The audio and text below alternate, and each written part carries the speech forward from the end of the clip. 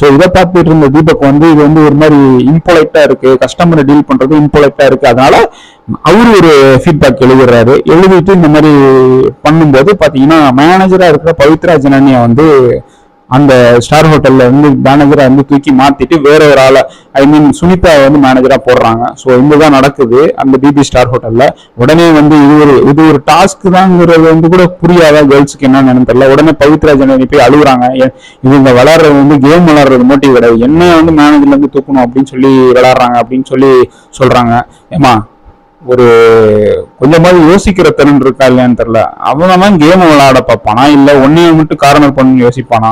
So இந்த மாதிரி இருக்கெடுத்தாலும் அழுகுறாங்க கேர்ள்ஸ். இதுதான் வந்து இந்த பிக் பாஸ் சீசன் இது வரைக்கும் நடந்துகிட்டு இருக்கு. ஸோ இந்த மாதிரி அந்த டாஸ்க் வந்து முடியுது. அதுக்கப்புறம் அதை வந்து தற்காலிகமாக நிறுத்தி வைக்கிறாரு பிக் பாஸ், கொஞ்சம் நேரம் கழிச்சு விளையாடுங்க அப்படின்னு சொல்லிட்டு. அதுக்கப்புறம் வந்து இந்த வாரத்தோட நாமினேஷன் ஃப்ரீ பாஸ் டாஸ்க் கிடைக்கிறது. நாமினேஷன் ஃப்ரீ பாஸ் வந்து ஒவ்வொரு வாரமும் கொடுக்குறாங்க. ஏதாவது நாமினேட் பண்ண நபர்களை வந்து யாராவது வந்து தப்பிக்க வைக்கிறதுக்காக பாய்ஸ் டீம் கேர்ள்ஸ் டீம் தனியாக விளையாடுங்க. அதுல எந்த டீம் ஜெயிக்குதோ அந்த டீம்ல உள்ள ஆளுங்களுக்கு வந்து நாமினேஷன் ஃப்ரீ பாஸ் யாராவது ஒரு ஆளை செலக்ட் பண்ணி இது படிக்கிறது தான் வந்து அந்த விஷயம். ஸோ அதுக்கு வந்து 3 கேம் கொடுப்பாங்க. நேற்று வந்து முதல் கேம் நடந்துச்சு. அது பார்த்தீங்கன்னா கில்லர் காயின் அப்படின்னு சொல்லி ஒரு கேம் விளையாண்டாங்க. இது பிக் பாஸ் என்ன கேம் அதெல்லாம் போட்டு ஒரு புள்ள மேல 10 பேர் படுத்து இருக்காங்க, போட்டு மிதிச்சு அமுக்கி இந்த மாதிரி எல்லாம் இது வந்து கேம்னாவே எடுத்துக்க முடியல. ஏதோ ரொம்ப ரூடா இருக்கு அந்த மாதிரி கேம்லாம். அதாவது ஒரு டீசெண்டா பாஸ் பண்ணி விளையாண்டா பரவாயில்ல, இவங்க என்ன ஆனா பாஸ் பண்ணி விளையாடாம பாய்ஸ் என்ன பண்றாங்க, கேர்ள்ஸ் எல்லாம் தூக்கி போட்டு கீழே போட்டு போட்டு ஒரு ஒரு வழி பண்ணிடுறாங்க. ஒரு பொண்ணு மேல ஒரு 2 பொண்ணு மேல 10 அந்த பசங்க எல்லாமே உருண்டு இது பண்றாங்க. ஸோ என்னை பொறுத்த வரைக்கும் இந்த கேம் வந்து ஒரு ஃபேரான கேமா விளாண்ட மாதிரி எனக்கு தெரியல. ஸோ ரொம்ப ஒரு மாதிரி அநாகரிகமாக தான் இந்த கேம் வந்து போச்சு. ஸோ இந்த கேம்ல பார்த்தீங்கன்னா நிறைய கம்ப்ளைண்ட்ஸ் வந்துச்சு. பாய்ஸ் அணியில வந்து இந்த மாதிரி ரஞ்சித் வந்து அவர் போட்டு தூக்கி போடுறாரு கேர்ள்ஸ் எல்லாம், அவர் இருக்கிற பவருக்கும் அவர் இருக்கிற இதுக்கும் எங்களால் அவர் ஈடு கொடுக்க முடியுமா, அவரால் விளையாட முடியுமா அப்படின்னு சொல்லி கேர்ள்ஸ் அணிலாம் வந்து வாதத்தை வைக்கிறாங்க. பட் பிக் பாஸ் வந்து எந்த ஒரு சூழ்நிலையும் இந்த கேமை வந்து நிறுத்தவே கிடையாது. அதே மாதிரி பாய்ஸ் அணியும் பார்த்தீங்கன்னா இந்த மாதிரி தர்ஷா குப்தா வந்து இந்த மாதிரி எல்லாத்தையும் போட்டு ரொம்ப தேவையில்லாத இடத்துலலாம் இது பண்ணி அடிச்சு மிதிச்சு இந்த மாதிரி பண்றாங்க. ஸோ எங்களுக்கும் தான் சேதாரம்ன்ற மாதிரியே பாய்ஸ் வந்து அவங்களோட சொல்றாங்க. ஸோ இந்த மாதிரி வந்து ஒரு ரூடான ஒரு கேமா இருந்துச்சு நேற்று அந்த கில்லர் காயின் அப்படின்னு சொல்லிட்டு. ஒரு பட்சத்துல பாத்தீங்கன்னா இந்த கேம் வந்து என்ன சொல்றது கேன்சல் பண்ணிருக்கணும் விளாண்டுட்டு இருக்கும்போதே. ஸோ அந்த மாதிரி தான் கேம் போச்சு.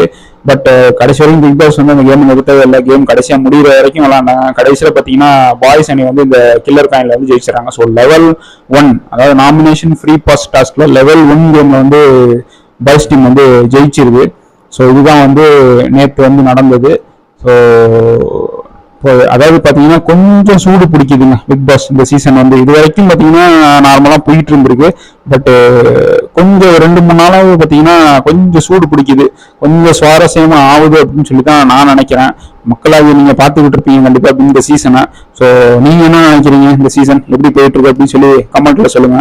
ஸோ அதே மாதிரி இன்னைக்கு டே 16 பத்தி நம்ம ரிவ்யூ கொடுத்துருக்கோம் பார்த்தீங்கன்னா, இந்த ரிவ்யூல வந்து ஏதாவது விஷயத்த நீ விட்டுட்ட சொல்ல மறந்துட்ட அப்படின்னு சொல்லி ஏதாவது உங்களுக்கு கருத்து இருக்குன்னா கண்டிப்பா அந்த கருத்தையும் சொல்லுங்க. ஸோ கருத்துக்கள் வரவேற்கப்படுகிறது. ஸோ இதுதான் வந்து பிக் பாஸ் சீசன் 8 டே 16 ரிவ்யூ. அதாவது என்ன சொல்றது, நம்ம சேனல்ல பார்த்தீங்கன்னா நிறைய விஷயங்கள் வந்து உலகத்தில் நடக்கிற பல விஷயங்கள் வந்து பேசிக்கிட்டு இருக்கோம். ஸோ இந்த பிக் பாஸ் சீசன் எல்லாரும் ஆர்வமா பாக்குறீங்க அப்படிங்கிற ஒரு காரணத்துக்காக நான் வந்து இந்த பிக் பாஸ் சீசனை எடுத்து இந்த வேற வந்து மற்ற விஷயத்தெல்லாம் ஒமிட் பண்ணிட்டு பிக் பாஸ் சீசனுக்கு வந்து கான்சென்ட்ரேட் பண்ணி இந்த ரிவ்யூ கொடுத்துட்டு இருக்கேன். ஸோ கண்டிப்பா உங்களுக்கு இந்த ரிவ்யூ பிடிக்கும் அப்படின்னு சொல்லி நான் நம்புறேன். அதே மாதிரி உங்க ஃப்ரெண்ட்ஸ் எல்லாத்துக்கும் ஷேர் பண்ணுங்க. இந்த மாதிரி ஒரு சேனல் இருக்கு, இப்படி ஒருத்தர் பேசிக்கிட்டு இருக்கான், ஸோ கண்டிப்பா இந்த சேனலை சப்ஸ்கிரைப் பண்ணுங்க அப்படின்னு சொல்லி உங்க ஃப்ரெண்ட்ஸ் எல்லாத்துக்குமே ஷேர் பண்ணுங்க. கண்டிப்பா ஒரு நல்ல ஒரு சேனலா நம்ம சேனல் வந்து உங்களுக்கு வந்து கண்டிப்பா வந்து நிறைய விஷயங்களை வந்து சொல்லும். ஸோ அதை வந்து நம்ம சேனல் மூலமா நீங்க பார்த்து தெரிஞ்சுக்கலாம். இதோட முடிச்சுக்கிறேன். நாளைக்கு பிக் பாஸ் சீசன் 8 டே 17 என்ன நடந்துச்சு அப்படிங்கிற விஷயத்த பத்தி டீட்டெயில்னா பயன்படாதீங்க. பெரிய ரொம்ப நேரம் இல்லை, சும்மா ஒரு 10 நிமிஷம் 15 நிமிஷத்துக்குள்ளார டியூரேஷன்ல அது என்ன நடந்துச்சு அப்படின்னு சொல்லி கண்டிப்பா உங்கள்ட்ட வந்து சொல்ல நான் கடமைப்பட்டிருக்கேன். ஸோ தேங்க்யூ, பாய்.